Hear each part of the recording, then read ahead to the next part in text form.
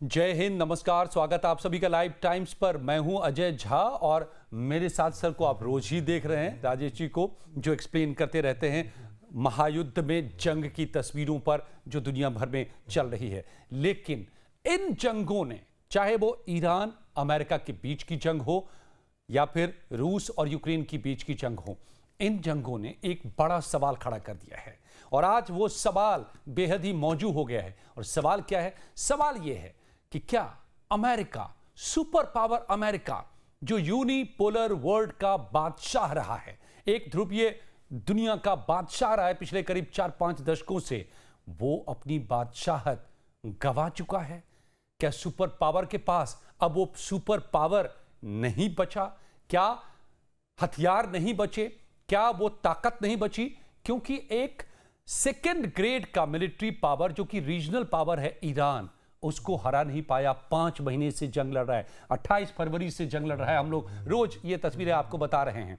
4 साल से पूरा नाटो फंड कर रहा है, पैसे से लेकर हथियार तक, यूक्रेन को, लेकिन रूस को मात नहीं दे पाया। उल्टा हालत यह है आज कि यूक्रेन अगर जिंदा है तो नाटो के लाइफ सपोर्ट सिस्टम पर। लेकिन इन दोनों जंगों ने क्या सुपर पावर को एक्सपोज कर दिया है, अमेरिका को दुनिया के सामने एक तरीके से बेपर्दा कर दिया है कि वो सुपर पावर अब सुपर पावर नहीं रह गया। इसके पीछे ठोस सबूत आए हैं, ठोस रिपोर्ट्स आए हैं जो बता रहे हैं कि आज अगर 2-3 फ्रंट पर, 2 फ्रंट पर भी जो डॉक्ट्रिन है अमेरिका के मिलिट्री का कि 2 फ्रंट पे वॉर लड़ने की कैपेसिटी होनी चाहिए, वो आज नहीं बच गई है। तो क्या सुपर पावर नहीं रह गया है?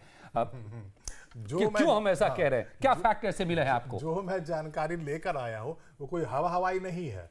दर्शकों को ये बताना बहुत जरूरी है कि जो मैं रिपोर्ट लेकर आया हूं वो centre for strategic and international studies की तरफ का है। उसी ने रिपोर्ट जारी की है, अमेरिका का थिंक टैंक है, मतलब कोई बाहर से ये रिपोर्ट नहीं आई है। और इस CSIS की रिपोर्ट पर पेंटागन ने मुहर भी लगा दी है। पेंटागन ने मान लिया है कि हाँ, ये जो रिपोर्ट है वो सच है। अब आपको लग रहा हो कि भला ये रिपोर्ट है क्या जो ये बता रहा है कि अमेरिका अब सुपर पावर रहा ही नहीं?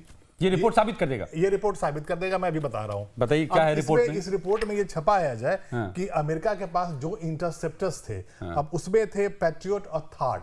अब क्या है कि इंटरसेप्टर्स क्या है, ये दर्शकों को 2 लाइन में बता देता हूं। बिल्कुल। कि जब अमेरिका के ठिकानों पर, सैन्य ठिकानों पर, खाड़ी के देशों में ईरान जब हमले करता है या फिर इजराइल पर जब हमले करता है, तो जो बैलिस्टिक मिसाइल्स या जो ड्रोन्स दागता है ईरान, उससे बचने के लिए अमेरिका के जो सैनिकों को इंटरसेप्टर चलाना पड़ता है। और वो जो इंटरसेप्टर है वो थार्ड है और पैट्रियट है।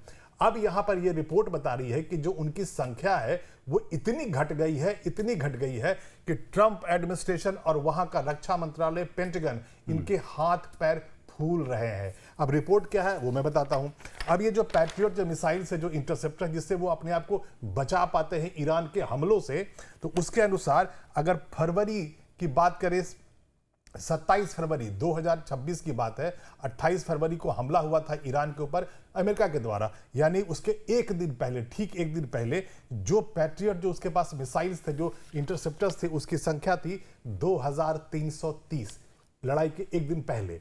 उसके बाद 8 अप्रैल का वक्त आता है जब अमेरिका सीज फायर अनाउंस करता है। एक तरफा सीज फायर जब किया था, डोनाल्ड ट्रंप को लग गया कि फंस गए भैया, हम इस युद्ध में आकर के नहीं लड़ पा रहे हैं, नहीं जीत पा रहे, तो भागना है तो हमें सीज फायर करना पड़ेगा। तो जिस दिन सीज फायर किया डोनाल्ड ट्रंप ने, उस दिन पैट्रियट जो मिसाइल से उसकी संख्या घट करके 1030 हो जाती है। 2300 से घटकर 1030। आप इमेजिन कर लीजिए कि ऑलमोस्ट खत्म होने की स्थिति में थे।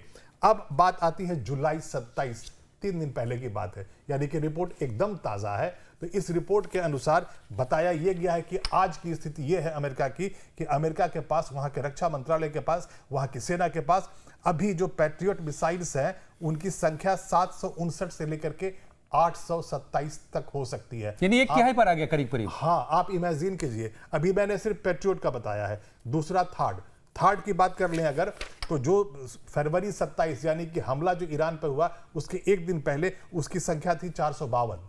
और जब 8 अप्रैल को सीज फायर किया अमेरिका ने, तो उसकी संख्या 232 से 262 के आसपास हुई।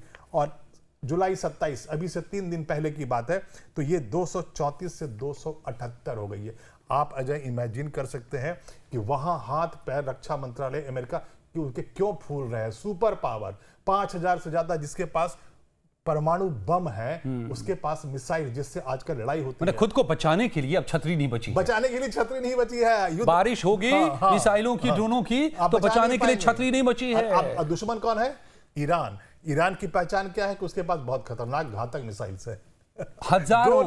आज ही का मैं फिगर पढ़ रहा था जिसमें यह है कि ड्रोन की तादाद की बात करें ईरान के पास में तो कम से कम 30-35 हजार ड्रोन हैं अब जो खबरें आ रही हैं।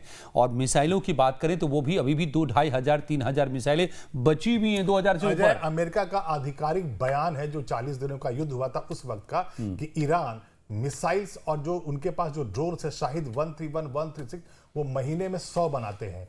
और अमेरिका ये जो इंटरसेप्टर्स की मैं बात कर रहा हूं वो महीने में 5 बनाते हैं। और लागत की बात करें तो एक शाहिद ड्रोन से जब ईरान हमला करता है तो उसको एक ड्रोन बनाने में 20,000 अमेरिकन डॉलर खर्च होता है। और ये जो इंटरसेप्टर्स है जो अमेरिका यूज करता है बचने के लिए वो 3 लाख 4 लाख अमेरिकन डॉलर्स के होते हैं। तो हमला हुआ 20,000 डॉलर से, अब बचते हैं 4 लाख डॉलर से। और अब सवाल उस सवाल पर लौटते हैं तो इसका मतलब ये कैसे हो जाता है कि अमेरिका अपनी बादशाहत गंवा रहा है, सुपर पावर की पावर गंवा रहा है। तो इसको समझिए, ये बहुत ही अहम है और इसी के लिए ये सारी जंग चल रही है और इतनी लंबी खिंच रही है जिसको ट्रंप और नेतन्याहू ने मिलकर प्लान किया था कि चंद रोज में मसल देंगे जाकर के ईरान को, वहां रिजीम चेंज कर देंगे, टॉप लेयर को हटाओ। 40 कमांडर्स को मार दिया आपने, एक साथ मंत्रियों को मार दिया, सुप्रीम लीडर को मार दिया आपने पहले ही हमले में, और उसके बाद वहां रिजीम चेंज हो जाएगा और उसके बाद अपनी सत्ता बिठा देंगे जैसा कि 54 में किया था, शाह को बिठा करके वेनेजुएला में जैसा उन्होंने कर दिया है।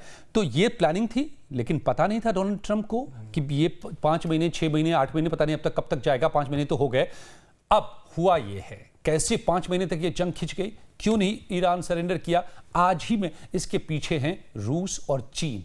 और रूस और चीन और उसके पीछे क्रिंक पूरी यानी कि 4 कंट्री क्रिंक में, और फिर ब्रिक्स के 21 कंट्री, यानी करीब करीब आधी दुनिया आप कह लीजिए इस वक्त ये चाह रही है कि अमेरिका और नाटो की बादशाहत खत्म हो।